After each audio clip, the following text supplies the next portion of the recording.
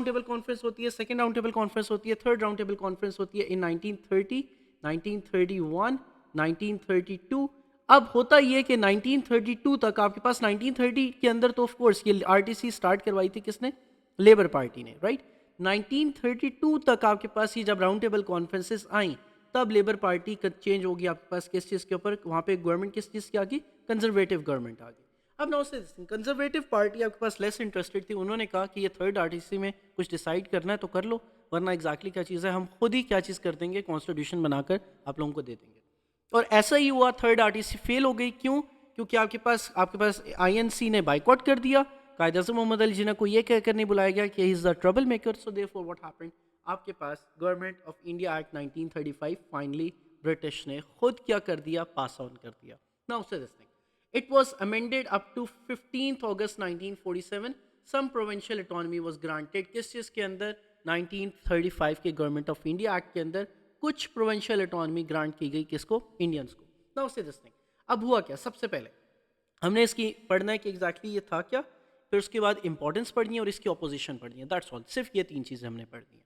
Now से this thing, historical background, what was the historical background of government of India Act of 1935।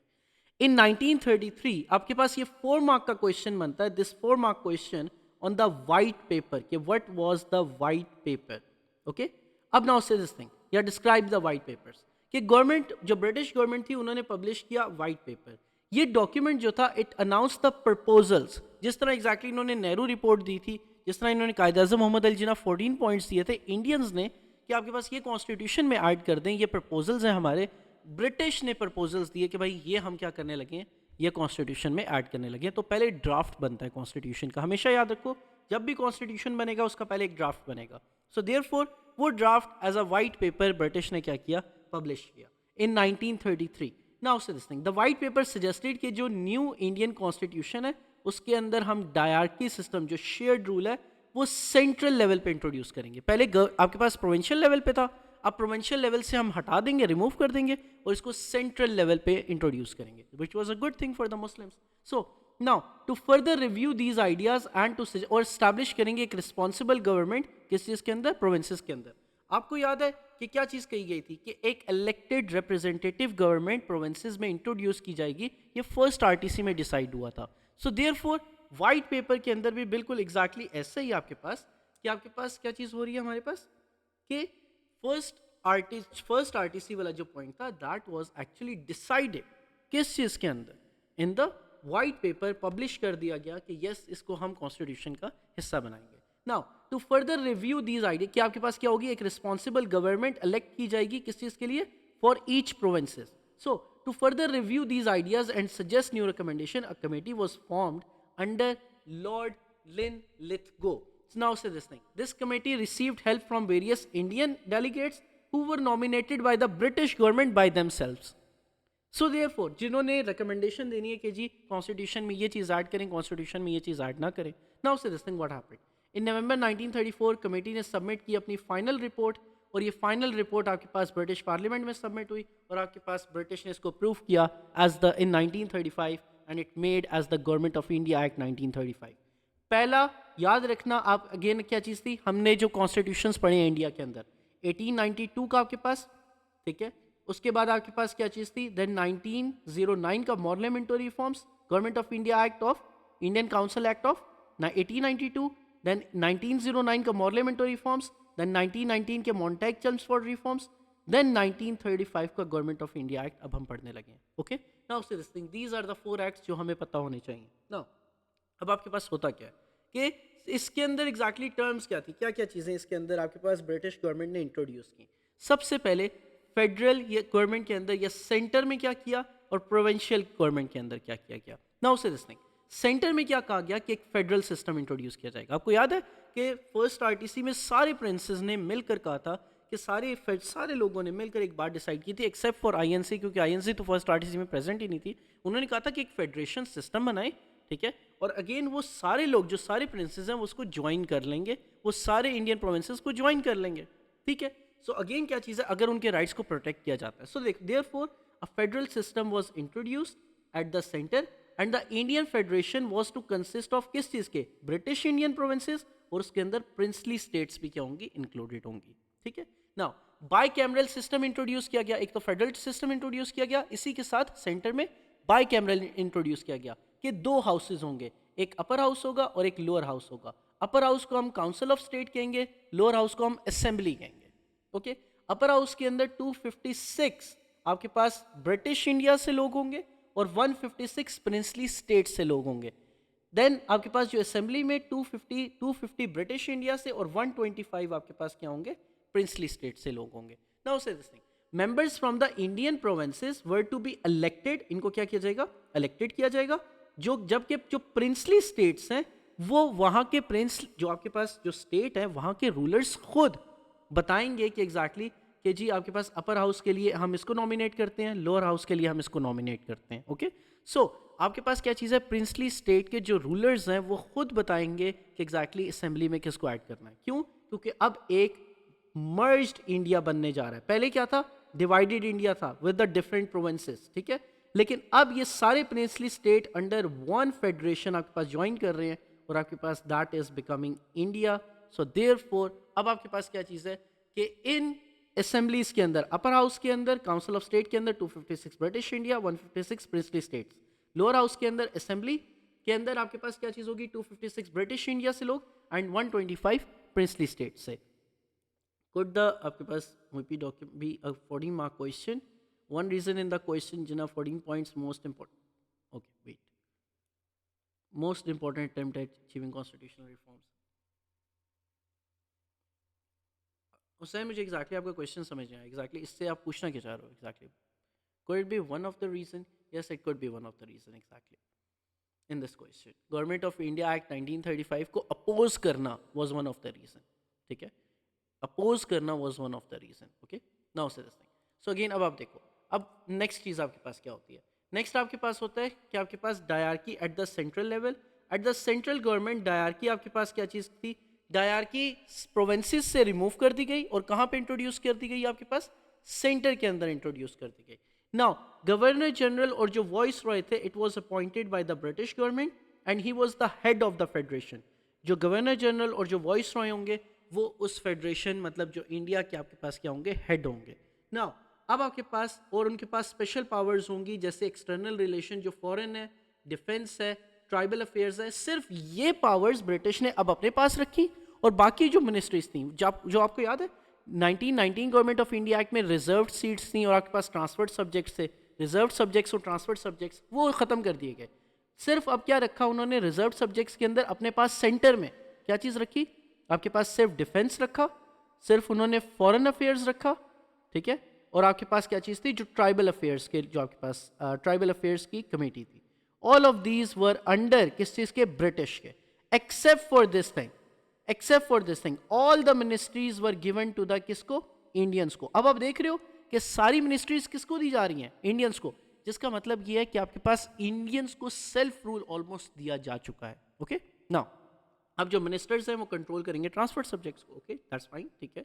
Centre के अंदर now provincial government में क्या किया गया, देखो प्रोविंशियल के अंदर ये कहा गया कि representative governments were introduced in the provinces with the provincial autonomy. This mean के provincial governments were to be elected by the Indians and provincial ministers जो होंगे वो आपके पास इलेक्टेड रिप्रेजेंटेटिव्स होंगे, जिनके पास कंट्रोल होगा सारे प्रोविंशियल डिपार्टमेंट्स का, सारे प्रोविंशियल मिनिस्ट्रीज का। और accept when governors choose to intervene in the case of public order or to veto a bill। पिछली बार क्या हुआ था 1919 में कि गवर्नर के पास सारी पावर्स होती थी, लेकिन इस बार क्या होगा कि आपके पास जो प्रोविंशियल मिनिस्टर्स, जो इलेक्टेड प्रोविंशियल मिनिस्टर्स हैं, वो क्या करेंगे, सारी पावर्स उनके पास हैं, एक्सेप्ट के गवर्नर के पास क्या चीज़ है कि अगर वो किसी भी पब्लिक ओपिनियन के ऊपर, किसी भी पब्लिक ऑर्डर के ऊपर अगर वो वीटो करना चाहें तो वो वीटो कर सकते हैं। ऑलराइट, नाउ सिर्फ गवर्नर के पास इतनी पावर्स थी, लेकिन स्टिल पावर्स थी। नाउ प्रोविंशियल और ये आपके पास गवर्नर्स कौन होंगे, they will be appointed by the voice Roy and they held the special powers. और इनके पास क्या चीज थी, दे could intervene into the matters of public order. Veto वो बिल कर सकते हैं, कोई भी बिल जो आपके पास प्रोविंशियल मिनिस्टर्स ने बनाया है, जो आपके पास प्रोविंशियल असेंबलीज से पास हुआ है, उसको वो क्या कर सकते हैं, डिसमिस कर सकते हैं। मिनिस्टर्स को भी वीटो कर सकते हैं, बिल्स को भी। इवन के अगर इमरजेंसी सिचुएशन हो जाए तो वो पूरी की पूरी प्रोविंशियल गवर्नमेंट को ख़त्म कर सकते हैं। तो ये तो सेल्फ रूल कहीं से भी नहीं लग रहा। सो देयरफॉर व्हाट हैपेंड, हम एग्जैक्टली देखेंगे कि why there was a opposition to the Government of India Act in 1935। Okay, now अब जनरल फीचर्स क्या थे कि वोटिंग राइट्स, आपको याद है पहले वोटिंग राइट्स कितने थे, 2% थे। प्रॉपर्टी क्वालिफिकेशन जब उन्होंने एग्जैक्टली क्या चीज़ की थी, रिड्यूस की थी। अब क्या हुआ कि this act increase the voting rights allowing more local people to vote by reducing the property qualification even more. अब अबाउट 35 मिलियन पीपल, जिसके अंदर 5 मिलियन वुमेन थे, they gain the right to vote, जिसका मतलब क्या था, ऑलमोस्ट 5% पीपल अब आपके पास क्या कर सकते थे, वोट कर सकते थे। ओके, नाउ लेकिन स्टिल ऑल्सो अ फेलियर कि आपके पास ये 2% से इंक्रीज हो रहा है कितने के ऊपर, 5% के ऊपर। It is still a failure कि बाकी 95% of the Indian population can not vote. ठीक है, नाउ सीरियसली अब न्यू प्रोविंसेस इंट्रोड्यूस किए गए। This act led to the creation of the new 3 new provinces, Sindh, NWFP. इसको कौन सपोर्ट करेगा, एनडब्ल्यूएफपी और सिंध के क्रिएशन को मुस्लिम सपोर्ट करेंगे, right. So therefore Sindh was introduced, NWFP was आपके पास was made as the new province, then Orissa was also made as the new province, bringing the total number of provinces in the British India to 11। अब British India में कितने provinces हैं, total 11 provinces हैं। इससे पहले exactly आपके पास कितने थे, यू हैड 8 प्रोविंसेस। 8 प्रोविंसेस के बाद आपके पास after the introduction of the 3 new provinces आपके पास देयर वर 3 न्यू प्रोविंसेस। अब आपके पास 11 प्रोविंसेस थे in this government. Okay, now say this thing. Hussain is saying, sir, won't there be a point that it was to be the interim constitution for India Pakistan? नहीं, वो आपके पास बात की बात है, इंपॉर्टेंस के अंदर हम बात करते हैं, हम इंपॉर्टेंस की भी बात ही नहीं कर रहे। We are just talking about general features जो आपके पास किसके थे, गवर्नमेंट ऑफ इंडिया एक्ट 1935 के थे। हाँ, इंपॉर्टेंस के अंदर हम बात करेंगे कि it was the constitution, interim constitution for किस चीज़ के लिए, for the India in Pakistan in 1947, क्योंकि पाकिस्तान तो ऑलमोस्ट 9 ईयर्स तक 1956 तक इसी कॉन्स्टिट्यूशन के ऊपर चला। ठीक है, लेकिन again India made the constitution बहुत जल्दी। सो देयरफॉर आपके पास क्या चीज़ है, it is one of the importance. Okay, this one is for 4 marks. We are talking about the general features, ताकि एग्जैक्टली आपको ये वाली बात समझ आए, क्योंकि जब हम इसको कनेक्ट करेंगे विद द इलेक्शंस, क्योंकि आपको हिस्टोरिकल चीज़ समझ आनी चाहिए, इसी के साथ आप 4 मार्क क्वेश्चन लिख सकते हो। ओके, सो अब हम इसको कनेक्ट करेंगे विद द आपके पास इलेक्शंस ऑफ 1937 के एग्जैक्टली इलेक्शंस हुए हैं किस चीज़ के ऊपर। अब हमें इलेक्शंस ऑफ 1937 तो पता है कि ठीक है इलेक्शंस हुए 1937 के अंदर, लेकिन 1937 के इलेक्शंस किस कौन सी सीट्स के ऊपर हुए हैं। So in order to get about that point आपको एग्जैक्टली पता होना चाहिए कि गवर्नमेंट ऑफ इंडिया एक्ट 1935 में एग्जैक्टली क्या चीज़ इंट्रोड्यूस की गई। ओके, सो नाउ से दिस थिंग, अब ऑपोजिशन आती है किसके ऊपर, गवर्नमेंट ऑफ इंडिया एक्ट 1935 के ऊपर नेगेटिव पॉइंट्स मिलते हैं। क्यों अपोज क्यों किया जाता है, द फर्स्ट थिंग ऑपोजिशन क्यों होती है, कौन रिजेक्ट करता है 1935 को। देखो 1909 के मॉडल मिंटो रिफॉर्म को रिजेक्ट किया था सिर्फ किसने, हिंदूज ने। 1919 के मॉन्टेग चेम्सफोर्ड रिफॉर्म्स को रिजेक्ट किया था किसने, मुस्लिम्स ने भी और हिंदूज ने भी। 1935 के भी रिफॉर्म्स जो आपके पास गवर्नमेंट ऑफ इंडिया एक्ट आई, उसके अंदर आपके पास मुस्लिम्स और हिंदूज दोनों ने 1935 के गवर्नमेंट ऑफ इंडिया एक्ट को क्या किया, रिजेक्ट किया। So it face the strong opposition from almost all the Indian groups for the several की रीजन। सबसे पहले limited provincial autonomy. Limited provincial autonomy क्या चीज़ थी, it was one of the major reasons for the Indian opposition to the Government of India Act 1935। While the act seem to grant the provincial autonomy, लेकिन जो आपके पास लग ये रहा था कि जी हाँ जी प्रोविंशियल ऑटोनॉमी उन्होंने क्या कर दिया, सेंटर से एग्जैक्टली आपको बहुत ज़्यादा प्रोविंशियल ऑटोनॉमी दे दिया, लेकिन स्टिल जो रियल पावर थी वो किसके हाथ में थी, प्रोविंशियल गवर्नर के हाथ में थी। मतलब वो क्या कर सकते थे, आपके पास प्रोविंशियल गवर्नर क्या कर सकते थे, जो वॉइस रॉय अपॉइंट करेंगे उनके पास स्पेशल पावर्स होंगी, वो इंटरवीन कर सकते हैं पब्लिक ऑर्डर के अंदर, वीटो कर सकते हैं बिल को, डिसमिस कर सकते हैं मिनिस्टर्स को, इवन के entire government during the emergency उसको क्या कर सकते हैं, खत्म कर सकते हैं। सो देयरफॉर प्रोविंशियल जो पूरी गवर्नमेंट है उसको क्या कर सकते हैं, they can and. So therefore they had दो क्या चीज थी, इलेक्टेड जो मिनिस्टर्स थे, जो इंडियंस थे, उनका कंट्रोल था सारे प्रोविंशियल डिपार्टमेंट्स में, लेकिन जो मेन पावर्स थी वो स्टिल किसके हाथ में थी, it was under the hands of the British. कि आपके पास they held the ultimate authority, they could intervene in the public orders, veto any bill they dislike, और even dismiss the elected ministers या फिर पूरी की पूरी provincial government during the emergency. This meant कि आपके पास डिस्पाइट द अपीयरेंस कि हमने जी प्रोविंसेस को सेल्फ रूल दे दिए, उन्होंने सेल्फ रूल नहीं दिया था. सो देयरफॉर ट्रू पावर्स जो थी वो किसके हाथ में थी? स्टिल ब्रिटिश के हाथ में थी. So therefore this was the drawback that led the Indians to strongly oppose the Government of India Act 1935 as it fell short of their demands for the meaningful autonomy. Okay? Now says thing. A key reason for the Indian opposition to the Government of India Act 1935 was कि British retention of the vital control at the central level. Central level के ऊपर British ने अपना control ज्यादा strong कर लिया. Instead कि वो ऑटोनॉमी देते वहां पे, उन्होंने और ज्यादा क्या कर दिया? स्ट्रॉन्ग कर लिया. Now says thing, while the act introduced a federal system, हालांकि फेडरल सिस्टम बना था कि एक फेडरेशन बनेगी, ठीक है. Now says thing, it ensured कि British kept the ultimate authority over the key departments. जैसे कि उन्होंने सारे के सारे डिपार्टमेंट्स दे दिए, इंडियंस को ट्रांसफर कर दिए, लेकिन स्टिल कौन से डिपार्टमेंट्स नहीं दिया था? आपको याद है? आपके पास फॉरेन का नहीं दिया था, ठीक है, आपके पास डिफेंस का नहीं दिया था. सो अगेन मेन की डिपार्टमेंट्स कौन कौन से नहीं दिए?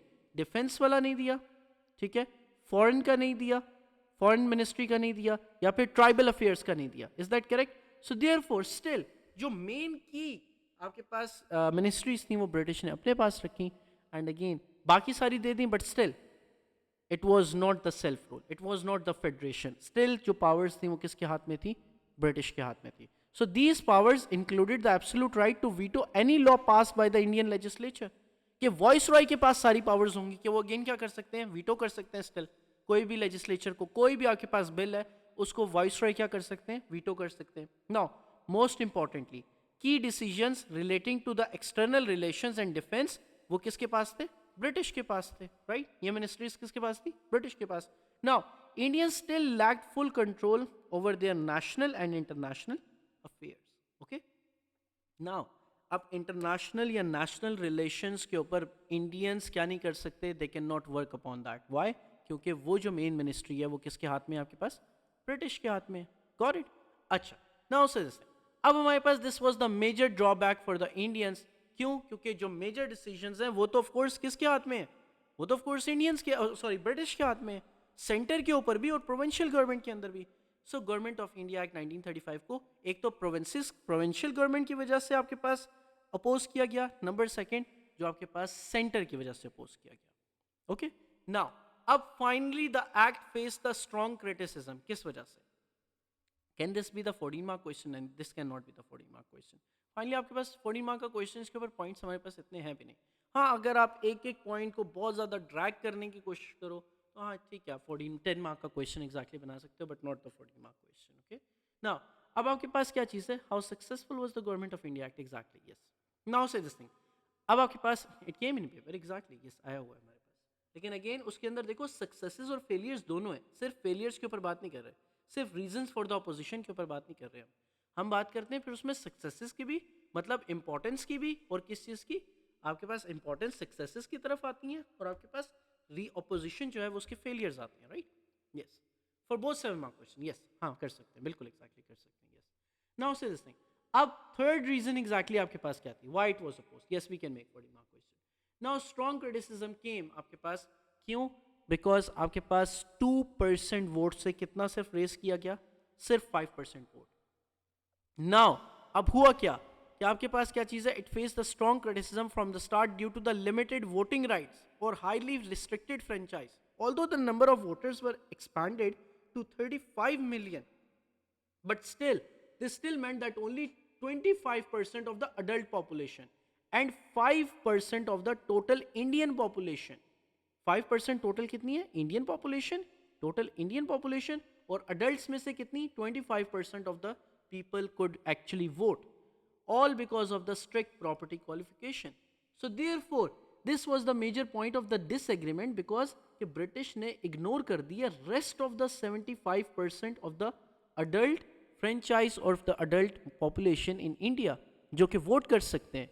Now this severe limitation made the entire system appear deeply undemocratic and इनलिस्ट in the eyes of the many Indians कि आपके पास क्या चीज है कि this Government of India Act is not justified for them. ठीक है, therefore they actually opposed it. Not only this but also due to these major limitations and the British continued retention of power. All the sides in India oppose the Government of India Act 1935. ठीक है, अब Government of India Act को exactly Indian princes ने भी exactly क्या चीज की, उन्होंने resented the loss of the some of the traditional powers, कि जी हमारी मेन पावर्स तो खत्म हो गई हैं. ठीक है, कांग्रेस ने एग्जैक्टली क्या चीज की, कांग्रेस ने कैसे फील किया, उन्होंने कहा कि जी इसके अंदर बहुत कम रियल पावर्स हमें दी गई हैं. सो देयरफॉर लाइकनिंग इट के अगेन आपके पास ये इंस्टेड ऑफ सेल्फ रूल क्या है, ये स्लेवरी है. सो देयरफॉर आपके पास मुस्लिम लीग क्या किया, मुस्लिम लीग ने क्या कहा, Muslim League thought it was a totally unacceptable especially due to the British strong special powers. So therefore across India इसको क्या किया गया, रिजेक्ट किया गया और अपोज किया गया. बट स्टिल इसके कुछ सक्सेसेस थी, इसके अगेन आपके पास कुछ इंपॉर्टेंसेस थी, right. So therefore let's talk about the importance of the आपके पास Government of India Act 1935. Now से दिस थिंग, अब आपके पास गवर्नमेंट ऑफ इंडिया एक्ट 1935 के अंदर इंपॉर्टेंस क्या है. The first one is the provincial autonomy grant की गई. This was the first time कि आपके पास क्या चीज थी, इलेक्टेड गवर्नमेंट आपके पास आएगी. कौन सी गवर्नमेंट आएगी, इलेक्टेड रिप्रेजेंटेटिव्स आपके पास आएंगे. सो नाउ से this thing, the act granted the provincial autonomy for the first time, and this was crucial development as it allowed the elected provincial governments run by the Indian ministers. और ये Indian ministers क्या होंगे, ये Indian ministers will be elected by the आपके पास कौन से वाले, Indians. So therefore आपके पास क्या चीज होगी, they can carry out their own programmes, they can carry out their own government, अपने प्रोग्राम्स लेकर आए, अपने लेजिस्लेचर्स लेकर आए, सब कुछ अपनी तरीके से रन करें. ठीक है, however आपके पास क्या चीज है कि स्टिल वन मोर थिंग कि ministers gain control over all the government departments with in the provinces. तो प्रोविंसेस के अंदर जितने भी डिपार्टमेंट्स है गवर्नमेंट के, वो सारे अब किसके हाथ में है, इंडियंस के हाथ में है. Okay, now this move was a major step forward because it weakened the direct control of the British government over these regions. जैसे कि आपके पास प्रोविंसेस के अंदर ब्रिटिश का कंट्रोल क्या हो गया, कम हो गया, लूज हो गया. अब अगर आपके पास इंडियंस के हाथ में सारी मिनिस्ट्री, सारी पावर्स आपके पास इंडियंस के हाथ में, तो फोर्स क्या चीज़ है, नॉट ओनली सारी पावर्स, वीटो की पावर्स जो हैं, हाँ गवर्नमेंट के अंदर वीटो की पावर्स तो हैं ब्रिटिश के हाथ में, लेकिन स्टिल डिपार्टमेंट्स में कौन है, अब सारे के सारे इंडियंस. अब आप देख रहे हो वो टाइम जो 1857 के टाइम था, वॉर ऑफ इंडिपेंडेंस जहां से हमने स्टार्ट की थी, जहां पे सिर्फ एक इंडियन आफ्टर 1857 टिल 1864 आपके पास सिर्फ एक इंडियन को अलाउ किया था ब्रिटिश ने, क्या चीज, कि वो किसके अंदर आ सकता है, इंडियन सिविल सर्विस एग्जाम जिसने पास किया था. और अब क्या हो रहा है, just in 1935 all the departments of India जो प्रोविंसेस के अंदर है, all departments of all provincial departments of India, ये अब आपके पास किसके हाथ में, they all are in the hands of the Indians by themselves. This is actually the importance. Got it? So therefore, it led to the self-rule. It led to the independence. So therefore, the provincial autonomy was granted to the Indians and in the Government of India Act 1935. And this is actually what? An important thing for the Indians. Now, so therefore, it was an impact. It was highly impactful and it was highly significant and important. Now, second reason, expanded the voting rights. हालांकि हाँ 75% लोग vote नहीं कर सकते थे, but still 2% से उन्होंने 5% increase कर दिया, या फिर 25% ऑफ द अडल्ट पॉपुलेशन आपके पास क्या कर दिया गया था, इंक्रीज कर दिया गया था. सो देयरफॉर नाउ से this thing, this act significantly expanded the voting rights for the local population. It's आपके पास क्या चीज की गई, सब्सटैंशियली आपके पास lowered the property qualification for voting. So leading to the vast increase in the eligible voters, approximately 35 million people अब क्या कर सकते थे, वोट कर सकते थे.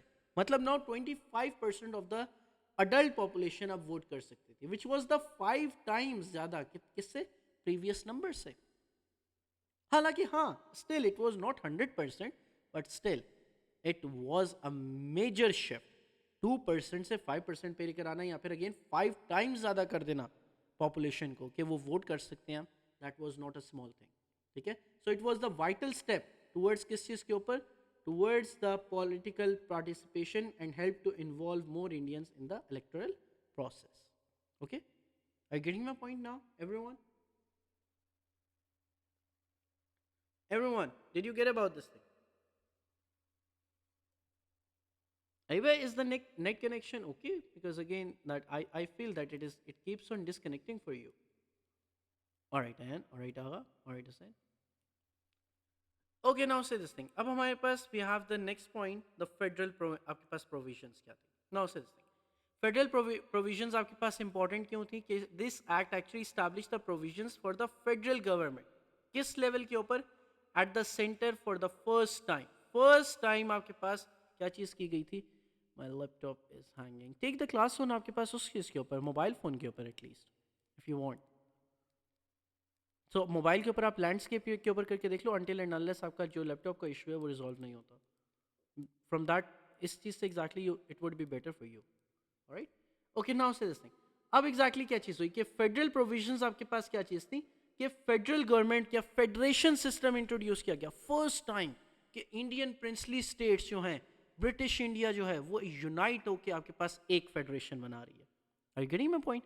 So therefore, this meant that it laid out a framework where both the British Indian provinces and the numerous princely states could not unite and participate politically in the affairs. ठीक है? Concerning the entire subcontinent. Although कि आपके पास full federation नहीं आई, full federation आपके पास नहीं आ सकी, लेकिन still जब गवर्नमेंट ऑफ इंडिया एक्ट के अंदर फेडरेशन सिस्टम को इंट्रोड्यूस किया गया, this was the first time कि ब्रिटिश ने रियलाइज किया या ब्रिटिश ने इंडियंस को कौन सी पावर्स दे रहे हैं कि हाँ एक फेडरेशन बन रही है जो कि अब जिनको हैंडल कौन करेंगे? सिर्फ इंडियंस हैंडल करेंगे। So this was a step forward towards the united India. Okay now, अब आपके पास this was another importance. Then आपके पास फ्रेमवर्क फॉर द निगोशिएशन। अब आपके पास क्या था निगोशिएट करने के लिए? Finally the act framework encourage the कि आप निगोशिएट कर सकते हो किस चीज के ऊपर कि ब्रिटिश और इंडियंस क्या कर सकते हैं, अगर कोई इशू है तो वो अगेन डायलॉग्स के थ्रू अगेन उसको क्या कर सकते हैं, they can settle the things out. So this emphasis आपके पास किस चीज के ऊपर, जैसे आपके पास जैसे आरटीसीज के अंदर बातें की गई, जैसे आरटीसीज के अंदर डिस्कशंस की गई और उसके बाद ब्रिटिश ने इस तरह के आपके पास रिफॉर्म्स लेकर आए जो कि बहुत ज्यादा इंपॉर्टेंट थे। हाँ, इसके ड्रॉबैक्स थे इंडीड, फेलियर्स थे इंडीड, लेकिन still they were very important for the future. Therefore क्या चीज थी? It led to the framework for the कि आप निगोशिएट कर सकते हो किसके साथ? ब्रिटिश के साथ। So therefore it contributed to the peaceful transfer of power from the British to the Indian leaders.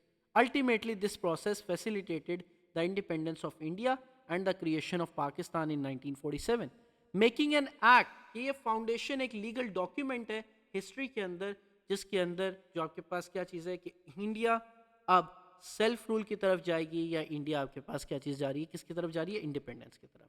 अगर ब्रिटिश, आप खुद सोचो एवरीवन कि वो ब्रिटिश जो कि अगेन क्या चीज़ किया करते थे, जिनके पास सारे पावर्स सारे राइट्स हुआ करते थे। 1857 की अगर हम वॉर ऑफ इंडिपेंडेंस की बात करें, 1858 के अंदर आपको याद होगा कि ब्रिटिश ने सारे डिपार्टमेंट्स के ऊपर कंट्रोल टेक ओवर कर लिया, एक भी इंडियन को अलाउ नहीं किया कि अगेन वो गवर्नमेंट के अंदर आ सके।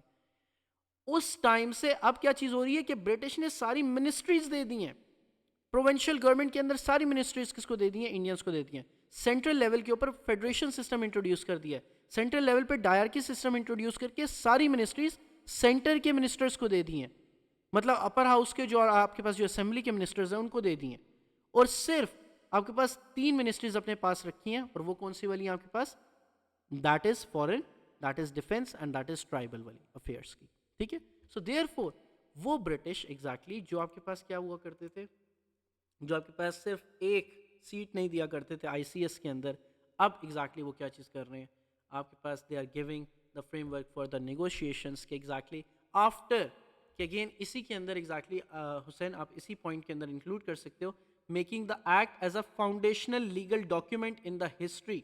किस चीज़ के अंदर? एज कि पाकिस्तान और India when they got the independence, तो इनका पहला जो इंटरिम, इसी के अंदर यू कैन इंक्लूड कि आपके पास जो पहला इंटरिम कॉन्स्टिट्यूशन था वो अगेन क्या था? कॉन्स्टिट्यूशन था वो कौन सा था? पाकिस्तान का जो पहला, पाकिस्तान का भी इंडिया का भी इंटरिम कॉन्स्टिट्यूशन जो था वो अगेन क्या था? 1935 का government of India act he continue हुआ। ओके, सो पाकिस्तान ने 9 ईयर्स के बाद 1947 में इंडिपेंडेंस मिला, 9 ईयर्स के बाद जाके अपना कॉन्स्टिट्यूशन बनाया था 1956 के अंदर। सो देयरफॉर क्या चीज़ है? दिस वाज एक्चुअली आप इसके अंदर इंक्लूड कर सकते हो और इसको डेवलप कर सकते हो। सो अगेन सेपरेटली डेवलप करने की आपको जरूरत नहीं भी होगी। Okay sir, okay now sir, अब होता क्या है एवरीवन? होता ही है कि क्योंकि आपको पता है गवर्नमेंट अब आपके पास बननी है कहाँ पे, सेंटर के अंदर भी बननी है और कहाँ पे बननी है, सेंटर पे भी बननी है और प्रोविंसेस में भी बननी है, और इनके लिए आपके पास क्या होंगे, इलेक्शंस होने हैं, राइट। सो इनके लिए इलेक्शंस होते हैं।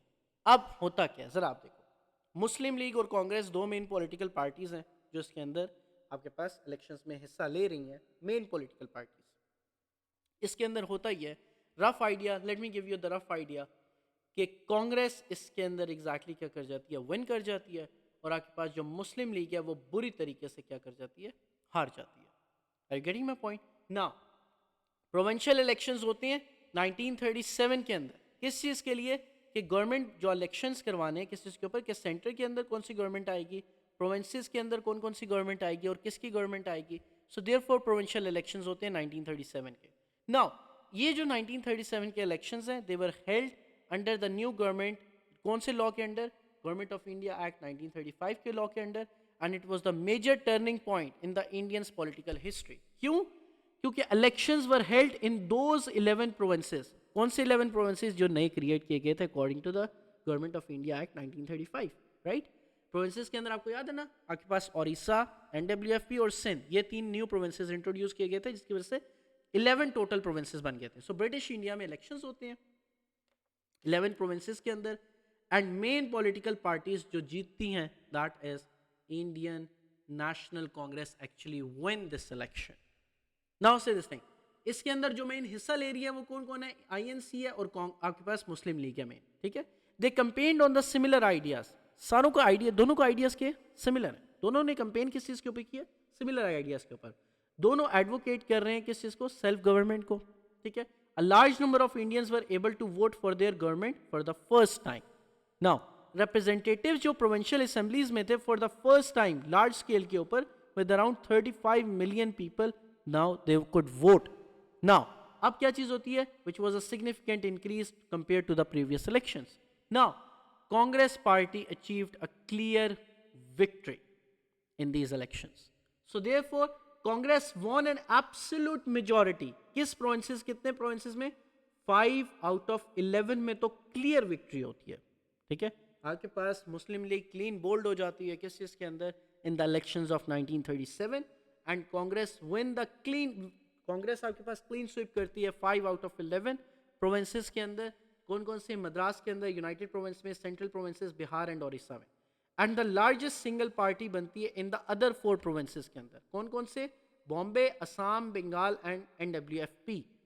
नाउ से this thing, 4 out of other 11, so total आपके पास 9 आउट ऑफ 11 में क्या चीज है आपके पास, Congress win the election. Are you getting my point? So therefore ना सिर्फ ये, लेकिन गवर्नमेंट वो सिर्फ बना पाती है किस चीज के अंदर, इन द मेजर 8 प्रोविंसेस के अंदर।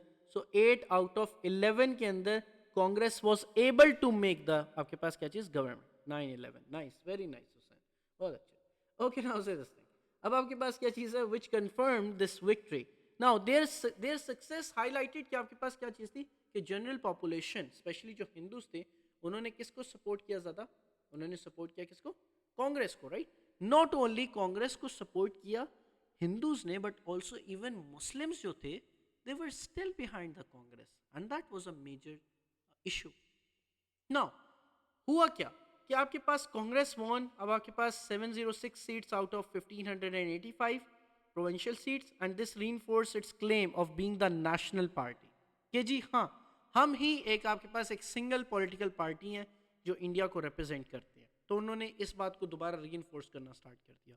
ना ऑर्गेनाइजेशनल कैपेबिलिटीज क्यों जीती, because of the organisational capabilities, ठीक है। उनकी बेस जो थी वो बहुत ज़्यादा पॉपुलर थी, एक तो पुरानी पॉलिटिकल पार्टी थी, तो उनकी पॉपुलर बेस थी, बहुत पॉपुलर बेस थी, जो उस टाइम के ऊपर ना मुस्लिम लीग को समझा जाता था कि जी मुस्लिम लीग के अंदर जो मेंबर्स हैं ना, ये they do not actually interact with the poors, ये एक रिच मुस्लिम्स की पार्टी है। सो देयरफॉर जो कनेक्शन था, जो बेस कनेक्शन था with the people, with the local people, वो मुस्लिम लीग का नहीं था उस तरीके से। सो देयरफॉर ना सिर्फ ये, बल्कि ऑर्गेनाइजेशनल कैपेबिलिटीज और स्किल्स जो थी वो मुस्लिम लीग के पास नहीं थी जितनी कांग्रेस के पास थी। So therefore Congress did not gain enough seats to represent the entire country, especially as they performed poorly in Muslim majority provinces like Punjab, Bengal and Sindh. They secured very few seats reserved for Muslims, highlighting that the Muslim League or the other regional parties had more support among the Muslim voters. अब क्योंकि आपके पास क्या होने थे कि Muslim majority provinces जो थे, बाकी बाकी तीन प्रोविंसेस कौन से थे? पंजाब, बंगाल एंड सिंध। यहाँ पे मुस्लिम लीग क्या करती है? अपनी गवर्नमेंट बना लेती है। किन किन प्रोविंसेस में? पंजाब में, बंगाल के अंदर और सिंध में। अब आपके पास क्या बन जाती है? मुस्लिम गवर्नमेंट बनती है। Now Muslim league performance was poor in these elections. अब एग्जैक्टली इसके अंदर हुआ क्या क्या क्या क्या चीज़ें आपके पास हुई डिटेल के अंदर। आई वुड लाइक कि अगेन क्या चीज़ की जाए कि अगेन ज़्यादा डिटेल के अंदर हम नहीं जाते, we will just understand this thing कि again Muslim League lost the elections. किस चीज़ के अंदर? 8 आपके पास प्रोविंसेस लॉस्ट हो गए और 3 प्रोविंसेस में Muslims were able to make the government. Okay, कौन कौन से? पंजाब, सिंध एंड बंगाल। और इन्हीं 3 प्रोविंसेस के अंदर आपके पास मुस्लिम मेजॉरिटी भी थी। तो in Punjab where Muslims were in majority, Muslim League won the only 1 seat out of 86 Muslim seats. ये सबसे बड़ा मसला है। एक और वो मेजॉरिटी एरिया जहां पे मुस्लिम लीग मेजॉरिटी में थी, वहां पे सिर्फ 1 सीट मिल रही है। किस चीज के अंदर? Out of 86 Muslim seats. So therefore आपके पास क्या चीज थी? With the majority being won by the Punjab Unionist Party. So जो थर्ड पार्टी आपके पास पंजाब के अंदर एक्टिव थी, again they won the elections in Punjab there. So as a result आपके पास अब होता क्या है?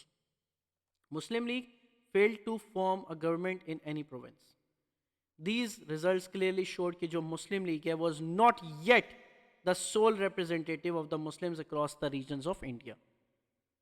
ये इस बात ने क्लियर कर दिया एक बात को कि अगेन क्या चीज़ है कि मुस्लिम लीग अभी रेडी नहीं है किस चीज़ के लिए कि वो अपने आप को कह सके कि yes we are the sole representatives of the Muslims. Okay, now अब this majority of the Muslim reserved seats were instead won by the regional Muslim parties such as आपके पास Krishak Praja Party in Bengal and Unionist Party in Punjab.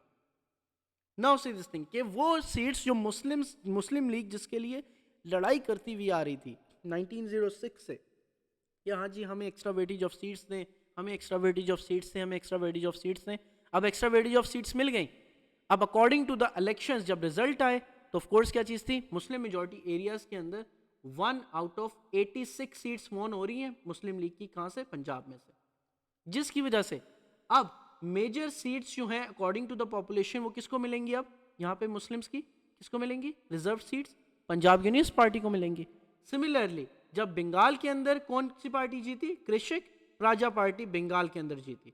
So again वो आपके पास reserve seats Muslims की जो exactly जिसके लिए मुस्लिम league लड़ाई करती थी वो अगेन किसको मिली? अदर पॉलिटिकल पार्टीज को मिल गई।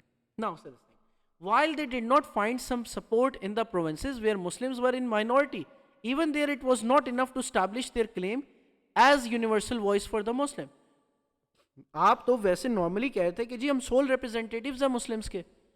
आप माइनॉरिटी वाली जगह को तो छोड़ ही दो जहां पे exactly Muslims were in minority, जहां पे मुस्लिम मेजॉरिटी में थे वहां पे भी एग्जैक्टली आप नहीं जीत सके। सो देयरफॉर दिस वाज आपके पास Congress actually achieved a broad victory. और 1937 के इलेक्शंस प्रूव्ड कि neither the INC nor the Muslim League fully represent the interest of the Muslim electorates across the regions of India. क्यों? क्योंकि ना कांग्रेस जीती ना ही मुस्लिम जीते। मुस्लिम मेजॉरिटी एरियाज में कौन जीत रहे हैं?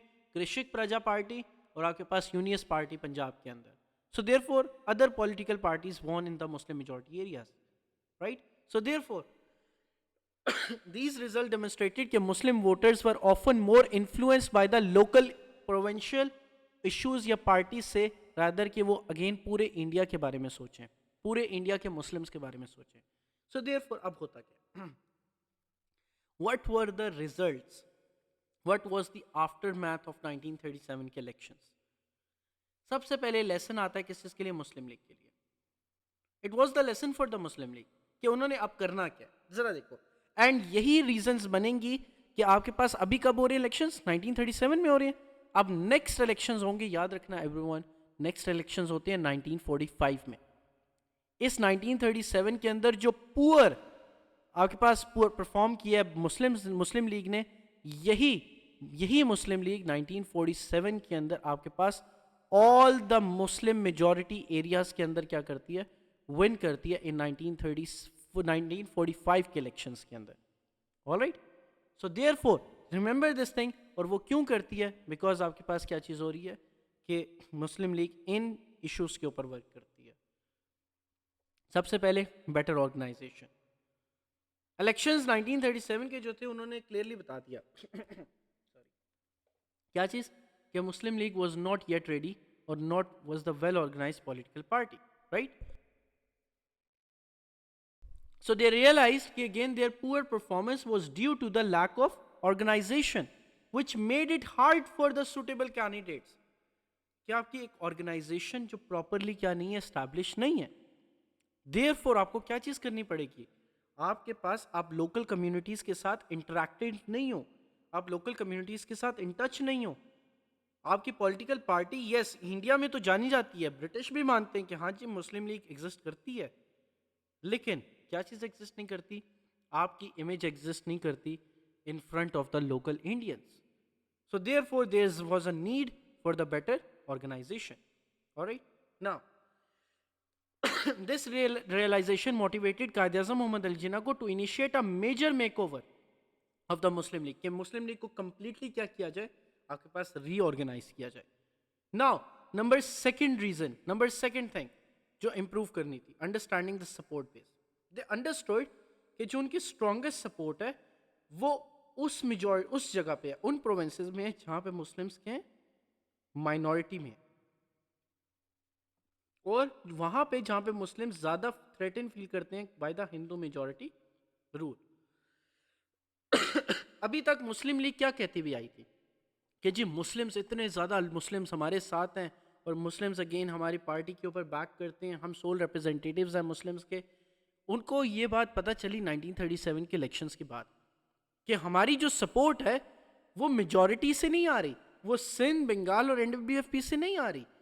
हमारी जो सपोर्ट है वो एग्जैक्टली कहाँ से आ रही है? वहाँ पे जहाँ पे मुस्लिम माइनॉरिटी में है और वो अपने आप को थ्रेटेंड फील करते हैं, कहाँ से? हिंदू मेजॉरिटी रूल से। So in the Muslim majority area जैसे कि Punjab, Muslims felt less threatened, and वो अगेन जहाँ पे वो लेस थ्रेटेंड फील कर रहे हैं मुस्लिम्स, वहाँ पे उनका उनका आपके पास फोकस ही नहीं है कि बेशक आपके पास कांग्रेस आ रही है, बेशक आपके पास मुस्लिम्स आ रही हैं, they are going to vote for the local government. जो पार्टी उनको रीजनली अच्छी लगेगी जिस बंदे को, वो उसी को प्रेफर करेंगे। वो ये नहीं देखेंगे नहीं यार ये हिंदूज की पार्टी है इसको नहीं करना, क्योंकि वहां पे तो एग्जैक्टली मुस्लिम मेजॉरिटी में है। सो मुस्लिम मेजॉरिटी जहां पे एग्जैक्टली है वहां पे तो मुस्लिम्स थ्रेटन फील करेंगे ही नहीं अपने आप को। So therefore why they are not going to vote for the Hindu political party? So therefore वो कांग्रेस को उन्होंने वोट किया इस वजह से क्योंकि वहां पे उनको थ्रेट ही नहीं था कोई कांग्रेस से। So therefore this led to a focused effort कि अगेन ऑर्गेनाइजेशन को इंप्रूव किया जाए मुस्लिम लीग की, और प्लानिंग की जाए और लोगों को कॉमन मुस्लिम को बताया जाए कि एग्जैक्टली कांग्रेस क्या है, और मुस्लिम नेशनलिज्म को ब्रॉड किया जाए और यूनाइट किया जाए सारे मुस्लिम्स को। ठीक है, so now this was the second reason, this was the second thing exactly कि आपके पास why exactly what were the impacts were the 1937 elections. Okay, now से दिस थिंग। अब आपके पास third reason, image problem. League was recognized that they had the image problem. They were often seen as the party of the wealthy aristocrats. ये wealthy aristocrats क्या चीज़ है कि again क्या चीज़ है कि जी इसके अंदर Quaid-e-Azam Mohammad Ali Jinnah, come on, a wealthy person, okay ठीक है। आपके पास Liaquat Ali Khan, okay wealthy person, Ali brothers wealthy person, so again Chaudhry Rahmat Ali a wealthy person, so therefore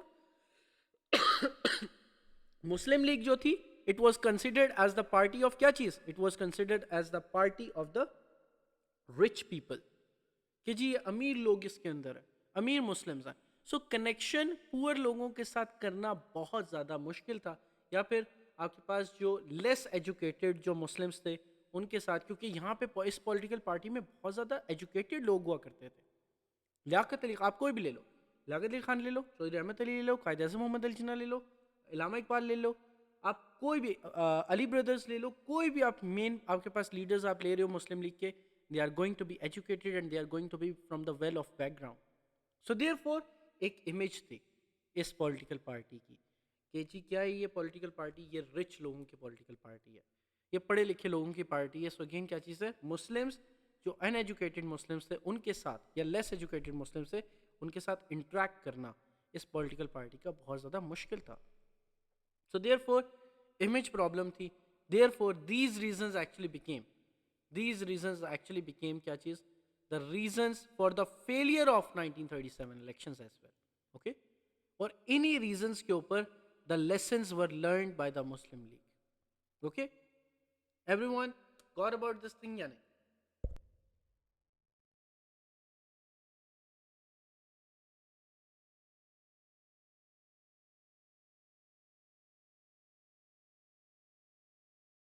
alright Hussain, good, very nice. Okay, alright everyone. अच्छा, अब हमने करना क्या, what we have to do, जरा देखो कि अब एग्जैक्टली इसको हम एग्जैक्टली कनेक्ट करेंगे किस चीज़ के साथ. 1937 के आपके पास जो इलेक्शंस है, 9 टॉपिक्स रिमेनिंग ना, ओके ठीक है. 1937 के इलेक्शंस आपके पास हो जाते हैं, कांग्रेस जीत जाती है, और अब गवर्नमेंट के अंदर कौन आ गई है? 1937 के अंदर कौन कौन गवर्नमेंट में आ गया? कांग्रेस. अब 1937 से लेके 1939 तक कांग्रेस से जो कुछ हो सकेगा, जो कुछ होगा, वो कांग्रेस मुस्लिम्स के ऊपर करेगी. कांग्रेस रूल हम इसको कहते हैं, इसको हम कांग्रेस टेरिनी भी कहते हैं, ठीक है, एट्रोसिटीज ऑफ कांग्रेस भी कहते हैं, कि जो कुछ कांग्रेस से जितना खराब हो सकता था कांग्रेस ने मुस्लिम्स के ऊपर किया, जितना जुल्म हो सकता था मुस्लिम्स के ऊपर वो कांग्रेस हिंदूज ने किया. And again these were the 2 years जिसके अंदर Muslim face the hardships under the Congress rule. And जो नेक्स्ट हमारे पास टॉपिक है that is the Congress rule of 1937 से लेके 1939. Okay, got about this thing everyone?